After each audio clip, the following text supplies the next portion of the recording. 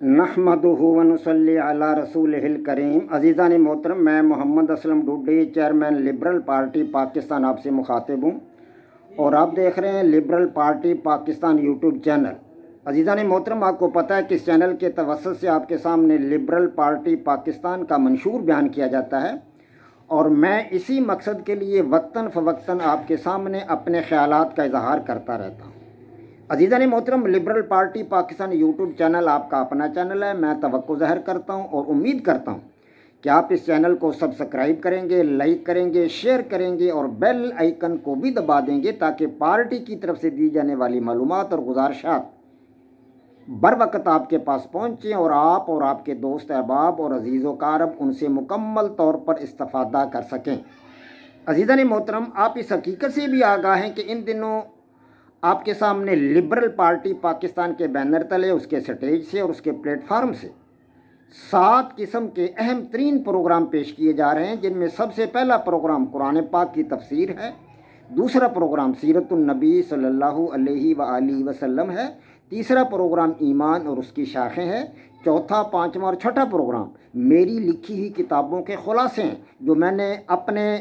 नज़रिया हयात, अपनी ideology जदलियाती liberalism, dialectical liberalism पर लिखी हैं। ये 3 अदद किताबें हैं। पहली किताब जदलियाती लिबरलिज़म, इसका खुलासा आपके सामने रखा जा रहा है। दूसरी किताब लिबरल निज़ाम हयात, इसका खुलासा भी आपके सामने रखा जा रहा है हकीकी आज़ादी की सूरत में। तीसरी किताब लिबरल निज़ाम हुकूमत, इसका खुलासा भी आपके सामने पेश किया जा रहा है। और 7वां प्रोग्राम जो मेरी ज़िंदगी का इंतहाई अहम प्रोग्राम है और जिस पर मैंने अपनी ज़िंदगी के पूरे 15 साल सर्फ करके मैंने ये इस थ्योरी को, इस आइडियालॉजी को तख्लीक किया है, यानी कि ये डायलेक्टिकल लिबरलिज़म, जदलियाती लिबरलिज़म पूरी दुनिया के इंसानों के लिए एक गैर इल्हामी मज़हब जदलियाती लिबरलिज़म, ये प्रोग्राम भी आपके सामने 7वें प्रोग्राम के तौर पर रखा जा रहा है। सो अज़ीज़ान मोहतरम, इस वक्त जो प्रोग्राम आपके सामने रखना मतलूब है वो है कुरान पाक की तफसीर। कुरान पाक की तफसीर का हमारे सामने है फ़हम कुरान। फ़हम कुरान के उन्वान से कुरान पाक की तफसीर आप हज़रात के सामने रखी जा रही है। तो इस वक्त हमारे सामने आपको पता है कि मैं औज़ु बिल्लाहि मिनश शैतानिर रजीम की तफसीर आपके सामने बयान कर रहा हूँ और इस तफसीर में लफ्ज़ अल्लाह की तफसीर, तहक़ीक़ और तौसीफ़ आपके सामने रखी जा रही है और लफ्ज़ अल्लाह के साथ जितने भी अल्लाह तबारक व तआला के सिफ़ाती नाम आते हैं उनका मतलब और मफ़हूम, यानी कि अस्माउल हुस्ना का मतलब और मफ़हूम आपके सामने रख रहा हूँ। तो आज लफ्ज़ अल इलाह, आज जो लफ्ज़ हमारे सामने अल्लाह तबारक व तआला का सिफ़ाती नाम वो है अल इलाह। अल इलाह के मैंने माबूद, वो ज़ात जो बंदगी के लायक है, यानी माबूद उसे कहते हैं जो किसी का मोहताज ना हो, किसी के सामने हाथ ना फैलाए, किसी की उसको किसी की ज़रूरत पेश ना आए, उसको किसी की एहतियाज ना हो, वो किसी से मांगे ना, हाँ जी, वो अपनी ज़ात में ख़ुद मुख्तार हो, किसी की एहतियाज ना उसको, सबसे ज़्यादा बेनियाज और गनी और बेपरवाह। जी हाँ, जिसके लिए भी गनाए ज़ाती को तस्लीम किया जाए वो मबूद कहलाता है। तो ऐसा किसी को मान कर फिर उसके लिए आजिज़ी इख्तियार की जाए तो यही इबादत है। तो अल्लाह तबारक व तआला के लिए अगर आजिज़ी इख्तियार करेंगे, उसको महबूद मान कर, तो ये इबादत हो जाएगी। तो इस इज्ज़त के साथ हम खा निदा करें कोई, या हम क़याम करें, या हम कोई सजदा करें, या तवाफ़ करें, या कुर्बानी करें, जो अमल भी करेंगे वो अल्लाह तबारक व तआला की इबादत होगी। तो इसके सिवा उसके किसी भी हुक्म पर अमल पैरा हो जाए, हर बात जो है वो इबादत कहलाएगी। सो अज़ीज़ान मोहतरम, अल्लाह के सिवा कोई ऐसा नहीं जो सबसे ज़्यादा बेनियाज। अल्लाह तबारक व तआला की ज़ात बेनियाज है, ना उसको किसी ने बनाया और ना उसका कोई बेटा है, ना उसका कोई बाप है। कुरान पाक में अल्लाह तबारक व तआला ने खुद इरशाद फरमाया, बिस्मिल्लाहिर्रहमानिर्रहीम, कुल हुवल्लाहु अहद, ए प्यारे नबी कह दीजिए कि अल्लाह एक है, अल्लाहु समद, अल्लाह बेनियाज है, लम यलिद वलम यूलद, ना उसका कोई बेटा है ना उसका कोई बाप, वलम यकुल लहू कुफुवन अहद, और ना कोई उसका हमसर है, उसका कोई मुकाबला करने वाला। अल्लाह तबारक व तआला की ज़ात ख़ुद मुख्तार है और वो अपनी ज़ात से ख़ुद है। जी हाँ, और अल्लाह तबारक व तआला की ज़ात को ना किसी ने पैदा किया और ना उसका कोई बेटा है, ना उसकी कोई औलाद है। सारी कायनात को तख्लीक उसने किया, सबको पैदा करने वाला वही ज़ात है, लेकिन उसको किसी ने पैदा नहीं किया। वो गनी है और लापरवाह है और बेएहतियाज है, उसको किसी की ज़रूरत नहीं है। जी हाँ, तो अज़ीज़ान मोहतरम, اسے کسی کی حاجت نہیں اپنا وجود برقرار رکھنے میں، نہ وہ کسی کا محتاج ہے اور نہ اس کو کسی کی کوئی ضرورت ہے، اور نہ کسی کو وجود بخشنے میں، دوسرے انسانوں کو یا دوسرے جانداروں کو یا بے جان اشیاء کو وجود بخشنے میں بھی وہ کسی کا محتاج نہیں، اور اس کے بغیر کوئی اپنا وجود قائم رکھ بھی نہیں سکتا۔ اللہ کی ذات کے سوا کوئی طاقت اپنا وجود برقرار نہیں رکھ سکتی، وہ جاندار چیز ہے یا وہ بے جان چیز ہے۔ جی ہاں، سورج، ستارے، چاند، ہاں جی، یہ سمندر، حجر، شجر، پتھر، دریا، ندی، نالے، یہ فصلیں، جو کچھ بھی ہے، کہکشائیں ہیں، جتنا بھی نظام ہے فضا کا یا مطلب ہے خلا کا یا اوپر مطلب آسمانوں کا نظام جتنا بھی ہے، یہ سارے کا سارا اللہ تبارک و تعالیٰ کی عبدیت میں ہے۔ یہ سب اللہ کے غلام ہیں، اللہ کے بندے ہیں۔ جی ہاں، مخلوقات جتنی بھی ہے سب اللہ کی معبودیت میں ہے، اللہ کی عبدیت میں ہے، سب اسی کی بندگی کرنے والے ہیں، اس لیے کہ سب کو پیدا کرنے والا وہی ہے، سب کو بنانے والا وہی ہے، سب کی تخلیق کرنے والا وہی ہے، اللہ کے سوا کوئی معبود نہیں۔ سو عزیزان محترم، قرآن پاک میں بے شمار جگہوں پر یہ لفظ استعمال ہوا ہے، الہ کا لفظ بہت ساری جگہوں پر استعمال ہوا قرآن پاک میں۔ تو سب سے پہلے تو کلمہ شریف میں آتا ہے لا الہ الا اللہ، کوئی معبود نہیں سوائے اللہ تبارک و تعالیٰ کی ذات کے۔ جی ہاں، کوئی معبود نہیں، اللہ کی ذات، لا الہ، کوئی الہ نہیں، الا اللہ، سوائے اللہ کے، محمد الرسول اللہ، اور محمد صلی اللہ علیہ وسلم اللہ تبارک و تعالیٰ کے سچے اور برحق نبی ہیں اور آخری نبی۔ اور اسی طرح اللہ لا الہ الا ہو، یہ بھی کہتے کریمہ ہے، آل عمران کی آیت نمبر 1 اور آیت نمبر 2 میں، اسی طرح سورہ البقرہ کی آیت نمبر 255 میں آئیے اللہ لا، آیت الکرسی شروع اسی سے ہوتی ہے، اللہ لا الہ الا هو الحی القیوم لا تأخذہ سنۃ ولا نوم۔ تو اللہ لا الہ الا ہو کہ اللہ کے سوا کوئی عبادت کے لائق نہیں، جی ہاں، اللہ کے سوا کوئی بندگی کے لائق نہیں، اللہ کے سوا کوئی الہ نہیں۔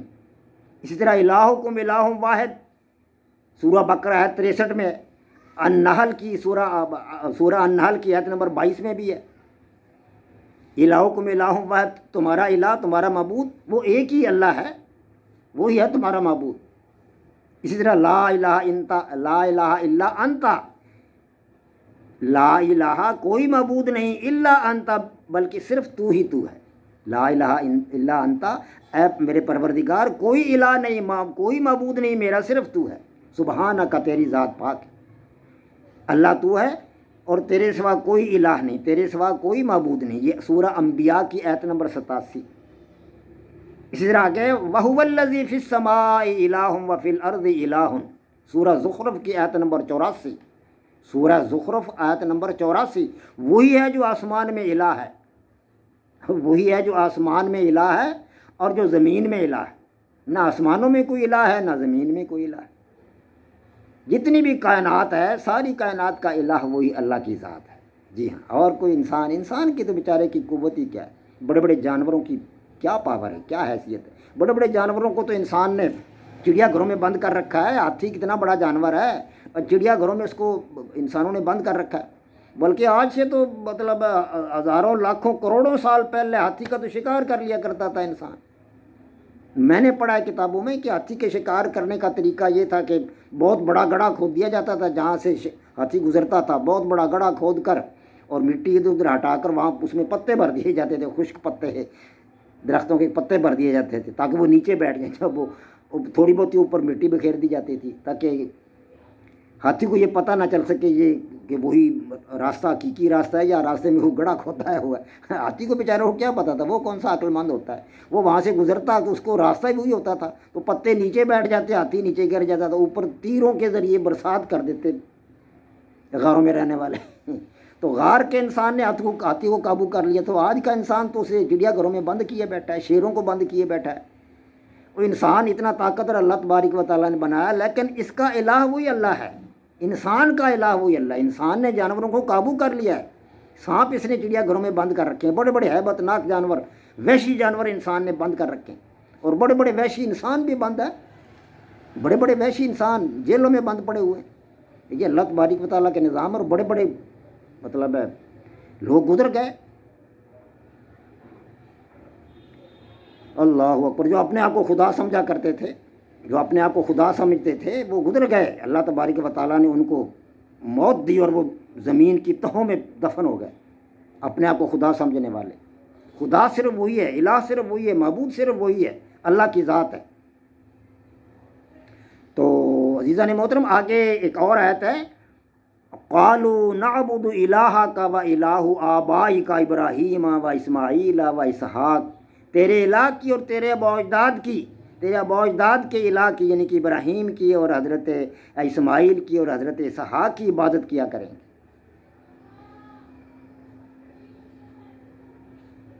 یعنی کہ تیرے الہ کی اور تیرے ابا اجداد کے الہ، ابا اجداد یعنی کہ حضرت ابراہیم علیہ الصلوۃ والسلام، حضرت اسماعیل علیہ الصلوۃ والسلام اور حضرت اسحاق علیہ الصلوۃ والسلام کے الہ کی عبادت کریں۔ یعنی حضرت ابراہیم، حضرت اسماعیل اور حضرت اسحاق کا الہ کون ہے؟ اللہ کی ذات۔ تو ان پیغمبران کرام کا جو الہ ہے اللہ کی ذات، اس کی عبادت کریں گے، یہ آیت کریمہ کا مطلب۔ تو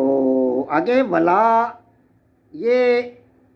سورہ بقرہ کی آیت نمبر 133 ہے جو میں نے لی ہے یہاں سے، ولا تجعلوا مع اللہ الہا آخر، ولا تجعلوا، یہ بھی قرآن پاک کی آیت ہے، اللہ کے سوا کسی اور کو الہ نہ ٹھہراؤ، ولا تجعلوا مع اللہ الہا آخر۔ تو عزیزان محترم، اللہ تبارک و تعالیٰ کے سوا کوئی الہ نہیں ہے، کوئی طاقت ایسی دنیا میں نہیں ہے، نہ انسانوں میں ہے، نہ کوئی جانوروں میں ہے، نہ کوئی، کہکشائیں بڑی بڑی ہیں، کروڑوں میل لمبی کہکشائیں ہیں، کروڑہا میل لمبی ان کی وسعت ہے کہکشاؤں کی، ستارے کروڑہا میل لمبے چوڑے ہیں۔ یہ سورج تو بیچارہ چھوٹا ہے، ہمارے والا سورج ہے یہ تو چھوٹا سورج ہے، یہ تو بالکل ہمارے قریب ہے، یہ سورج، تمام کے تمام ستارے جو ہیں یہ سورج ہیں،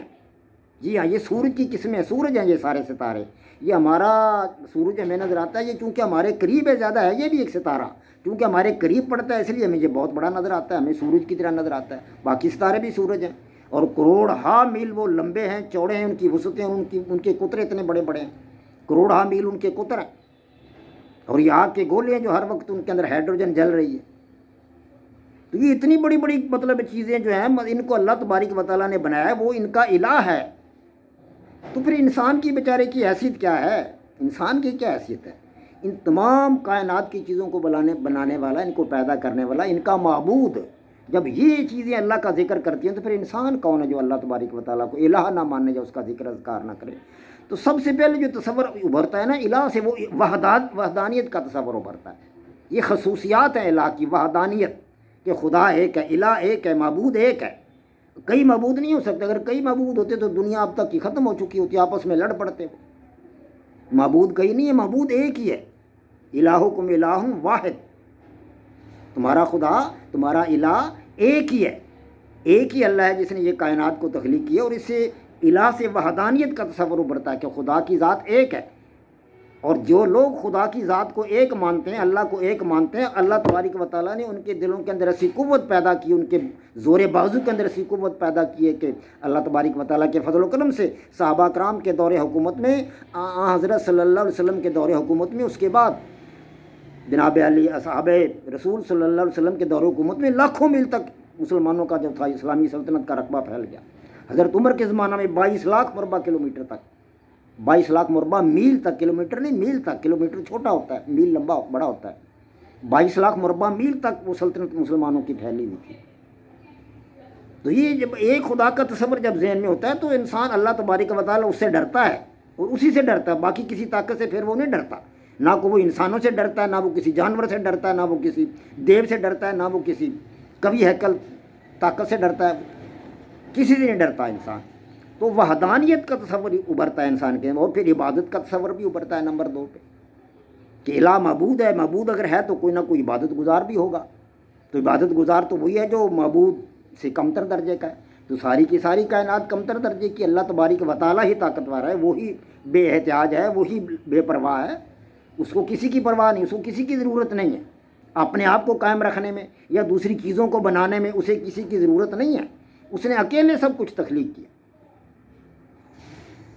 قرآن پاک میں کہ اللہ تبارک و تعالیٰ نے زمین و آسمان کو، تمام آسمانوں کو اور زمین کو 6 دن اور رات میں بنایا، 6 دن اور رات میں اللہ تبارک و تعالیٰ نے بنایا ان کو۔ تو اللہ تبارک و تعالیٰ کی عبادت کا تصور ابھرتا ہے الہ سے، کہ اگر الہ ہے تو پھر اس کا کوئی نہ کوئی عبادت گزار بھی ہے، الہ معبود ہے تو اس کا کوئی عبد بھی ہوگا، کوئی بندہ بھی ہوگا اس کا، اور وہ بندہ کون ہے؟ وہ بندہ ساری کی ساری مخلوقات ہے، ہاں جی، بے جان بھی اللہ کی تعریف کرتے ہیں، پتھر بھی اللہ کی تعریف کرتے ہیں، پہاڑ بھی اللہ کی تعریف کرتے ہیں، سمندر، دریا، ندی، نالے اللہ تبارک و تعالیٰ کی تعریف کرتے ہیں۔ جب گنگناتے ہوئے ان کی پانیوں کا شور اٹھتا ہے، گنگناتے ہوئے پانیوں کا، اور مترنم پانیوں کی آواز آتی ہے، ترنم کے ساتھ وہ اللہ کا ذکر ہوتا ہے۔ اور لہلہاتی فصلیں، ان کے لہلہانے کا عمل اللہ تبارک و تعالیٰ کا ذکر، اور پہاڑوں کی بلندیاں اللہ تبارک و تعالیٰ کا ذکر کر رہے ہیں، اور درختوں کا لہلہانا، ہاں جی، درختوں کا ادھر ادھر جھومنا اللہ تبارک و تعالیٰ کا ذکر ہے۔ کائنات کو اللہ تبارک و تعالیٰ نے انسان کے لیے مسخر کر دیا ہے، اور پھر اللہ تبارک و تعالیٰ کی عبادت کے لیے، اس کی بندگی کے لیے انسان پر فرض عائد ہوتا ہے کہ وہ کائنات میں جائے، روئے زمین پر چلے پھرے، دیکھے اور دنیا کو بتائے کہ وہاں کہ اللہ تبارک و تعالیٰ کی ذات، الہ تمہارا الہ جو ہے وہ ایک ہے، الہ دو نہیں ہے، یا چار نہیں ہے، یا زیادہ نہیں ہے، الہ تمہارا ایک ہی۔ بعض مذاہب ایسے ہیں جو کروڑوں الہوں کو مانتے ہیں، کروڑوں معبودوں کو مانتے ہیں، بتوں کو مانتے ہیں۔ اس وقت قریش مکہ اور عرب کے لوگ جو تھے وہ یہی بت پرستی تو ان کے اندر مطلب داخل ہو چکی تھی، لیکن معبود، انسانوں کا معبود، کائنات کا معبود، پوری روئے زمین پر اس کو بنانے والا، اس کو تخلیق کرنے والا الہ اللہ تبارک و تعالیٰ کی ذات ہے۔ تو جہاں کہیں بھی یہ اسم ہوگا تو صفات بالا میں سے کسی ایک کا ظہور وہاں ضرور ہوگا، یعنی کہ یا تو وہاں مطلب وحدانیت ہوگی، عبادت ہوگی، دعوت ہوگی، ان میں سے کوئی ایک صفت ضرور موجود ہوگی جہاں بھی الہ کا ذکر ہوگا، یعنی عبادت ہوگی، وحدانیت ہوگی، یا عبادت ہوگی، یا دعوت ہوگی، یا تینوں چیزیں بھی ہو سکتی ہیں، تینوں چیزیں بھی ہوں گی، تینوں نہ ہوں گی تو کم از کم ایک چیز ان میں سے ضرور ہوگی۔ تو اس سے اللہ تبارک و تعالیٰ کی ذات کے ساتھ ایک تعلق پیدا ہوتا ہے۔ لفظ الہ، یا الہی ہم استعمال کر لیتے ہیں، یا الہی فضل فرما، یا الہی فضل فرما، الہی وہی الہ سے ہی ہے۔ الہی عربی میں آ جاتا ہے کہ میرے معبود، الہ کے میرے معبود، الہی میرے معبود، تو یہ میرے معبود اللہ کی ذات سے تعلق پیدا کرتا ہے۔ یا الہی فضل فرما، یہ اللہ تبارک و تعالیٰ کی ذات کے ساتھ ایک تعلق ہے۔ الہ اللہ کی ذات کے ساتھ ایک تعلق پیدا کرتا ہے انسان کا۔ اسی طرح توحید خالص کی نمائندگی کرتا ہے یہ لفظ، کہ الہ ایک ہی ہے دنیا میں، الہ اگر کئی ہوتے تو دنیا اب تک ختم ہو چکی ہوتی، تو یہ ایک توحید خالص کی نمائندگی بھی کرتا ہے یہ لفظ۔ اسی طرح یہ لفظ جو ہے کامل یقین پیدا کرتا ہے انسان کے دل میں، کامل یقین پیدا کرتا ہے۔ اگر کئی الہوں کو انسان مانے، کئی خداؤں کو مانے، کئی بتوں کو مانے، تو اس کے دل میں یقین پیدا نہیں ہوگا کہ کون سا بت کون سا ہے، ان میں سے طاقتور کون سا ہے، کمزور کون سا ہے، میری مدد کون سا کرے گا، کون سا نہیں کرے گا۔ تو انسان اس جھنجھٹ میں پڑ جاتا ہے، اس الجھن میں پڑ جاتا ہے۔ تو اگر الہ ایک ہے تو انسان اس کا یقین کامل ہو جائے گا، ہاں جی، اس کی عبادت بھی پھر اس طرح کامل ہوگی، اور اس کے اندر استحکام پیدا ہو جائے گا۔ وما علینا الا البلاغ۔ پاک فوج زندہ باد، پاکستان پائندہ باد۔